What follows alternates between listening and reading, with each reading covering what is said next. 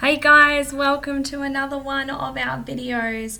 For those of you who don't already know us, we are Tiny Travel 2 and we are a family of 4 adults and 2 children who have been travelling the world full time since November 2019. Good morning guys. Today we're off to Wat Phra Lat. It's a trail that runs up the top of the mountain, and at the top you get to a monk's village. It's also known as the Monk's Trail. It's meant to be very beautiful, very spectacular, and there's not meant to be very many people there because of the 1.5k walk, so it's not visited very often. So we're super excited to get started and we're taking you guys along for the ride.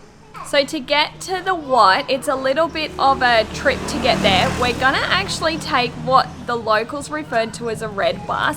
It's a taxi that they have a utility vehicle and they put some seats in the back of the vehicle and you take that. So we're gonna show you how to take that as well.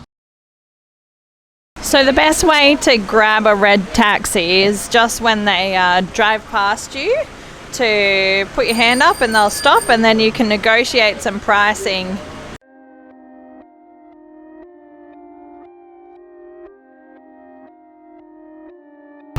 So we just got in our red taxi. The taxi generally costs 30 baht per person and it takes you wherever you want to go. However, if you're in a large group, they generally do allow a little bit of a discount. For instance, the 7 of us, he's only charged 200 baht to get to where we need to go. It's a 5.5k trip, so the price is not so bad. But do keep in mind they refer to them as buses, and the reason that they do this is because they will pick up people as you go. So it's not something that is exclusively just for you. If you are a single traveller, they will collect other fares as they go, and you might have a few stops before you get to where you need to go.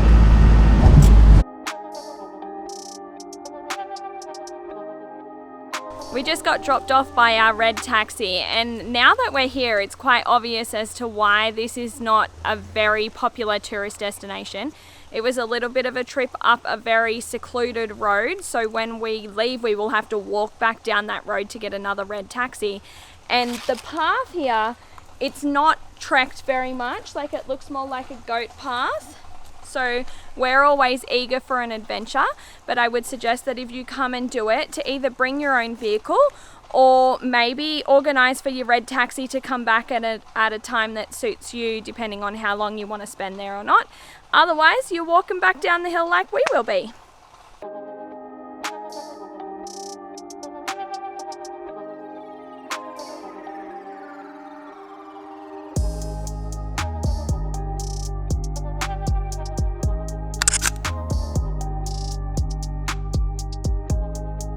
The first part of the track was quite dodgy, quite bumpy. It almost looked like if it was the wet season, that's where all the water would run.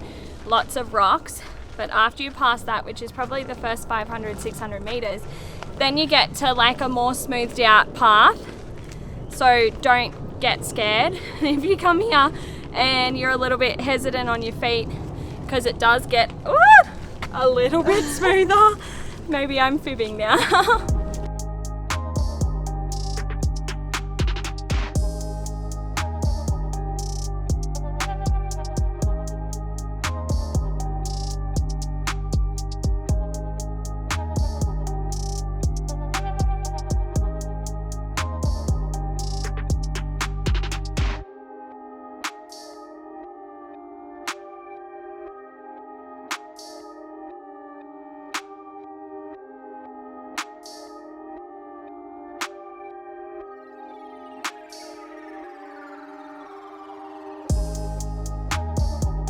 Finally got to the top, and I've just figured out there is some way you can drive here as well if that's something you want to do, but you'd have to look into how to get to the top.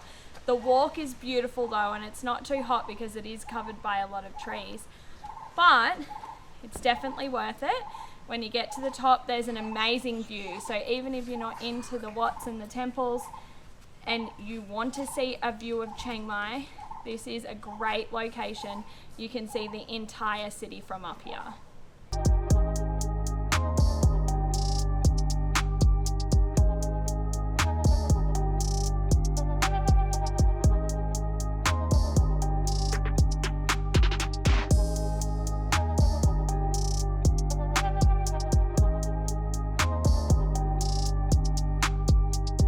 Welcome guys, we're now at the Chiang Mai Night Bazaar.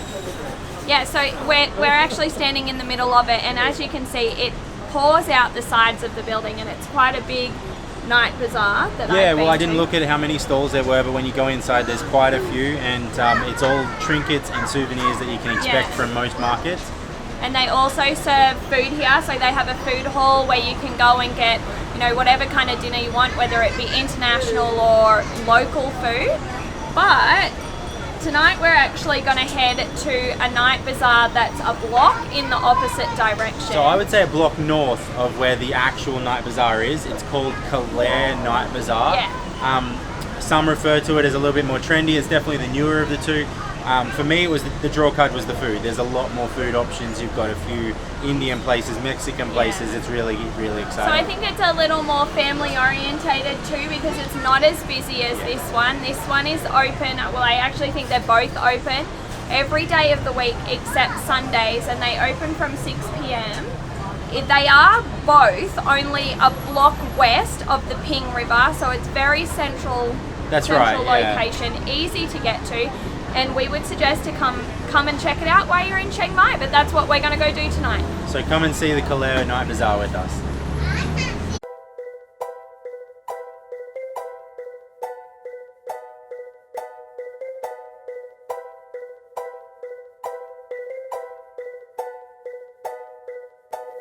We've been in Southeast Asia now for 63 days, and for that entire 63 days I've been craving a doner kebab, and I finally found one.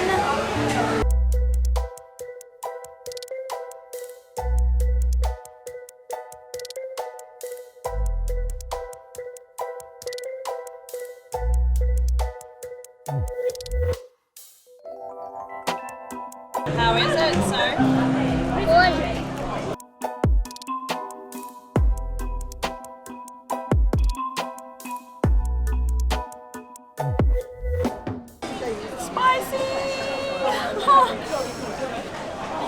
We asked for mild.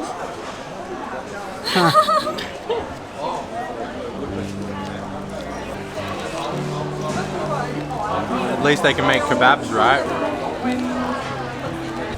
We just finished our meal and it was so good. Definitely what I needed. I've been craving Western food for so long now, and from the prices ranging from 70 baht up to 130 baht, it's definitely somewhere to come while you're in Chiang Mai if you're after that Western kind of food. They do still have the Thai food here as well. On our way home tonight, we're going to continue to check out all of the souvenir shops that are around the area at this time of night, and tomorrow we're checking out the biggest market in Chiang Mai. Good morning, guys. We are now at the Warorot, I think I'm totally slaughtering that, so I'll put the name below, market. It's a local market in Chiang Mai, and it's actually where the locals come to shop and buy their produce for their week and their clothes. So it's not full of souvenirs like the Night Bazaar, but it's definitely a place to come to see a little bit of that local culture. And the reason why we've come here today, we're about to head inside to have some breakfast.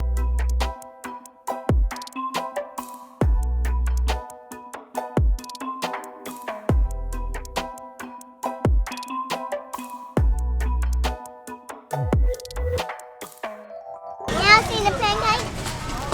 I feel like a waffle now. Feel like a waffle. Yeah. For breakfast, we ended up just finding a whole heap of snacky type things that we seen around the market that we had no idea what really was in them, or we'd never tasted them before. And in between all of that stuff was these curry puffs. They're 7 baht a curry puff, which is super cheap. And Katie's just had some and she said that it's amazing, so we'll see.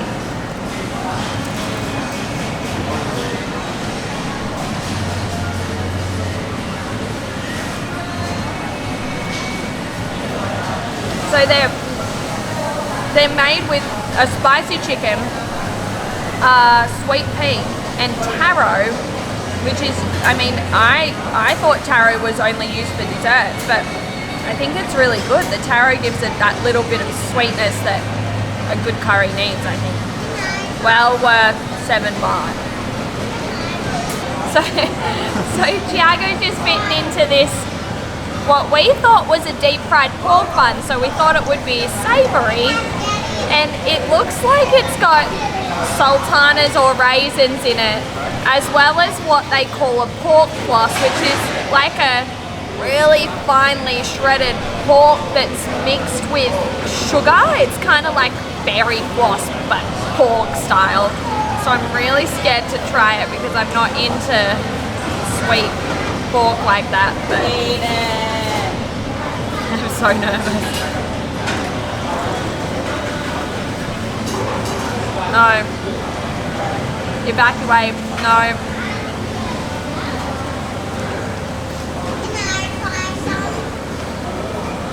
It's not. No. No to the pork floss sultana bun. No. A lot no to that.